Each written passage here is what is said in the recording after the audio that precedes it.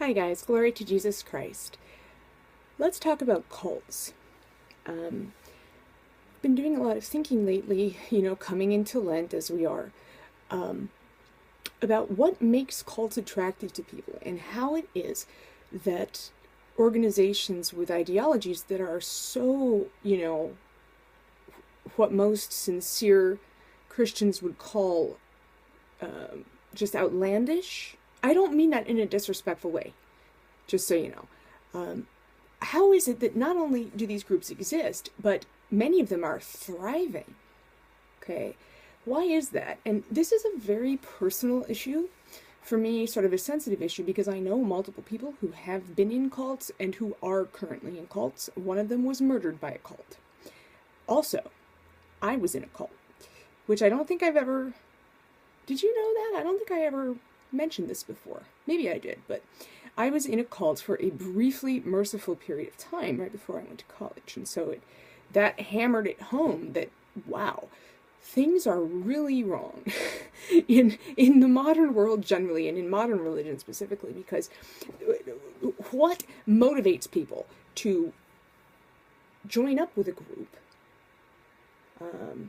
I mean, for example, let's use Jonestown. It's a ham-fisted example, but Jonestown, Jim Jones and hundreds of his followers, they bought this plot in Guyana. They formed this community called the People's Temple, and then they drunk Kool-Aid and died. And that included, by the way, a lot of children. The children were poisoned as well. Horrible. But obviously, many of those people, right, they believed they were doing the right thing. They believed that Jim Jones had the truth, and they truly believed that the godly thing to do in that situation was to commit suicide. Why? Why? Because calling a group crazy, it may feel good at first, but it doesn't really help, does it? So, excuse me. So I felt compelled to make this video, not only for people who are searching for God and haven't really found him yet. He's found them, of course, but have they found him? But also for people who are established in some sort of faith tradition, but who are not really well equipped to detect it going off the rails. Okay. Bear in mind, when I was in a cult, I was 16 and 17 years old, and I had been raised in a Lutheran church. A fairly middle-of-the-road, maybe a little bit more conservative than normal environment. I had a religious background. It wasn't as if I was raised by atheists and then, no.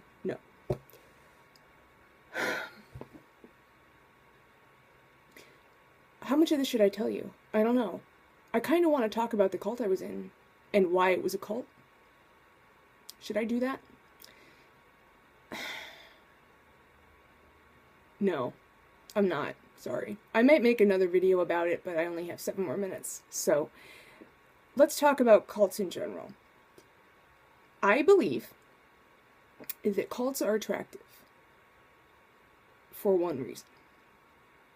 Maybe 1.5. The predominant reason is that they actually stand by their beliefs and are committed to them. Think about that. Think about Jonestown. Think about the David Koresh Branch Davidians in Texas. Think about, I could just keep going. Any religious cult. Some of them do a lot of things. Some of them do very little, except have crazy beliefs. But seekers are attracted to cults because they intuitively understand that modern churches, by and large, don't stand up for what they claim to believe. They don't put their actions where their mouth is. And that's a big old problem, isn't it? Put yourself in the shoes, if you can, of somebody who is searching for God, somebody who's searching for religion. And as a matter of fact, because of my personal beliefs, I'm going to say, let's put ourselves in the shoes of somebody who is searching for a church, for the true Christian faith, right? Maybe they were baptized as a child, maybe they weren't, but they have no actual practical religion in their life, but they have begun to sense that they need it. If these people go around to various churches in their area, more often than not, and in usually 100% of the cases, I'm so sorry to say, they're going to find impressive teaching, but nobody's actually willing to give it teeth. Nobody's actually willing to stand up for it the minute somebody gets offended or their feelings get hurt. God has to take a back seat to people who get their panties in a bunch. Okay, a cult, that's not true. Cults are like, we have the truth, you do not. And yes, it may involve some really severe, extreme, dare I say, bizarre behavior and beliefs and rituals, but at least they believe it and they're proclaiming it. So I think we can learn something from that, because really, most of us, Christians, fail utterly at evangelism because we are slaves to being nice. Don't confuse Christian behavior with being nice. Okay, Christian behavior is supposed to be loving, right? If ye love me, keep my commandments. And then again, by this, all men will know that you are my disciples, that you have love for each other. But guess what? That's the love of Christ, which involves telling people the truth, even when it's unpopular. Okay.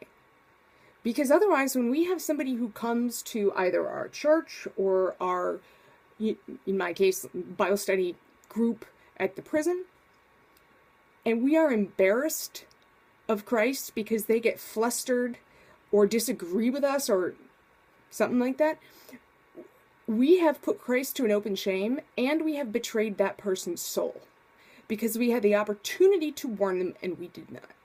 That is called failure. So, as uncomfortable as it is for me to do business with the fact that I was in this cult, in a certain sense, it opened my eyes, and for that I'm grateful.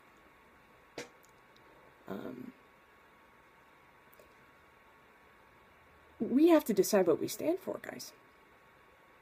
And we have to be able to explain it to other people. We have to be able to answer questions. And when we do not know the answer, we have to have the humility to say, I don't know, but let's go and find the answer together. Or, especially if the person who is asking you the question is in prison, we could say, okay, well, I'm going to go look this up, and next week when I see you again, kabam. Or I will write you a letter and let you know. We have to keep learning, and learning is to defend the faith against all the other stuff that's out there. King David talks about, see, now I'm going to wish I'd got my Bible out and actually bookmarked this. King David, you know, the Psalms are just full of advice on this topic and on spiritual warfare, because really the two are the same thing, aren't they? We're fighting that spiritual warfare by giving the people the skills that they need to be well equipped. Let's see. Am I going to find it? Am I going to find it? Probably not, because I'm an idiot. 143. Thank you. Psalm 143 in the Septuagint numbering. Here it is. Blessed is the Lord my God, who trains my hands for battle and my fingers for war. He is my mercy and my refuge. He is my helper and my deliverer, my protector in whom I hope. Now, we're talking here about spiritual war. But remember, invisible and imaginary are not the same. So when we're reading the Psalms in particular, the enemies are not people. The enemies are demons. And this war that King David is writing about here is spiritual warfare. So what does that mean? It means, okay, the Lord will train us to be able to represent him and to confess him to others. And he's actually promised us that he's going to do that no matter how educated we are or not. And that if we will just not freak out and try to plan what we're going to say ahead of time, that he will put those words in our mouths. And that's absolutely true. Okay, the only times in the prison that I've ever gotten nervous before speaking is when I wasn't relying on God. I've started to rely upon myself again, and then it all went down the tubes. So, training my hands for battle and my fingers for war. What does that mean? Right? What does that mean? It means giving you the skills to win for God. You can't do it yourself. I can't do it myself either, Lord knows. If I tried to do it myself, I'd be an even bigger, hot, fancy mess than I am already. But just take a look at that Psalm 143, if you will. And our entire life is this battle, right? It's a battle for our soul. It's a battle for God's truth. Now, it's not that God needs our help, of course. It's that he is going to deliver us if we beg him to, if we pray for him to deliver us, and if we act according to that promise of deliverance. If we're going to have a chance of squashing cults and helping people find the true faith, we have to be prepared to get involved, to roll up our sleeves, and to give people the information they need. And we also need to be aware of the primary objections that people are going to raise. We're going to need to learn how to respond to those rather than reacting. Reacting is shooting from the hip. It's, shooting first, questions later. It's an emotional, instinctive bam. Whereas a response is hearing what they're saying and saying, all right, well, look, here is the non-emotional, non-indulgent reason why, in fact, the truth is this other thing. And that can be really hard. And that's when a lot of people will start calling you unchristian or unloving. By the way, particularly that's going to happen to you if you're a woman. This is a whole nother video. If you're a man, people are going to tell you that you're being stupid, or that you're being weak, or that you are being in some way like backwards. Okay. Moving on from that. Think about this. This is a sobering message, isn't it? It gives me chills to think about, oh my goodness, that was one of the things that really attracted me to this cult in the first place, was that they did not apologize for what they believed. Now, a lot of what they believed was correct, but a lot of it was not. Especially in terms of recognizing apostolic succession, especially in terms of having an accurate understanding of the role of the saints, the Mother of God, sacraments, etc. But not everything that they said was false. We can't throw the baby out with the bathwater. Case in point, Hitler was a dog lover. He took great care of his dog. Again, ham-fisted example. But let's not throw that baby outside. You can always learn something from everyone and from every group, regardless of how crazy most of what they're saying may seem. So, this is day 1 of Lent, guys. Please pray for me, and I will pray for you. I do that anyway, but please keep me in your prayers. Please subscribe, please like the videos, share them, blah, blah, blah. And thank you for watching. And I hope you have a good morning, and God bless you. Bye now.